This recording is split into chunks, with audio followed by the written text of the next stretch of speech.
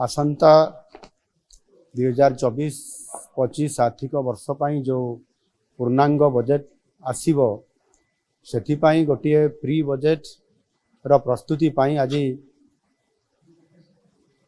जो माने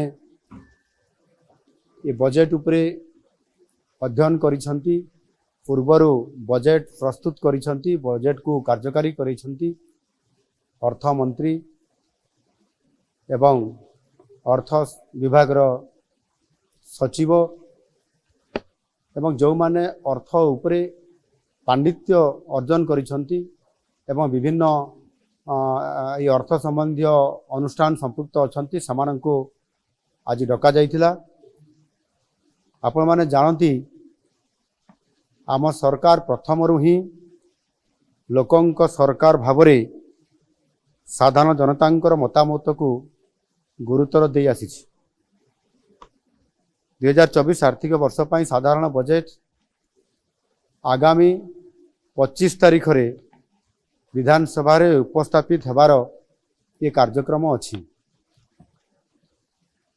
आमर बजेट टी जेपरी वास्तव रे लोकंकर बजेट हेकरी लोकंक पाखरे उपस्थापना हो पारिबो समस्तंकर आशा आकांक्षा को प्रतिफलित करि पारिबो सेथिपाई ए उद्यम जारी रहिछि। आउ एथिपाई मध्य ऑनलाइन जरिया रे व्हाट्सएप माध्यम रे आमे मतामत लड़ीछु एवं अति सुखद खबर अछि जे ये मतामत एथर बहु आग्रह रे अनेक लोक इतरे सामिल होइचंती एवं पाखापाखि प्राय 12,000 रु अधिक लोक मतामत देइचंती ऑनलाइन जरिया रे जहाँकि पूर्व वर्ष मानक तुलना रे ये 6 गुण अधिक लोकंक एपरी व्यापक अंशग्रहण आम पाई बहुत बड़े गोटे उत्साहजनक। आज मध्य ये प्री बजेट रो ई प्रस्तुति बैठक रे पाखापाखि प्राय 150 रु अधिक लोक विज्ञ लोक एटी उपस्थित थिले।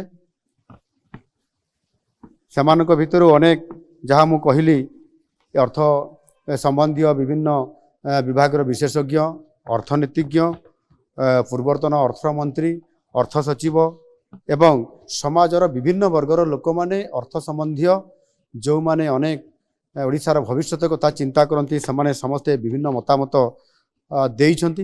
ये मतामत देवा भितर समानक भितर 26 जन अति मूल्यवान तांकर प्रस्ताव एवं मतामत से सेठी उपस्थापना करने सहित मध्य लिखित आकार मध्य प्रस्ताव समान देइछंती।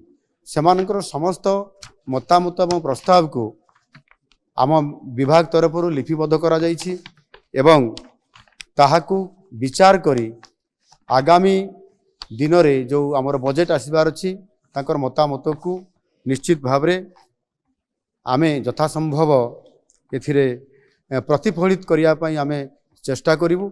आ सेथिपाई जो लोकंकर बजेट जेभली भावरे आज लोकंका पाई प्रस्तुत होगा को जाउछि ता निश्चित भावरे आगामी दिन रे ओडिशा को नुआ ओडिशा गठन करिबारे सहायक हबो। धन्यवाद।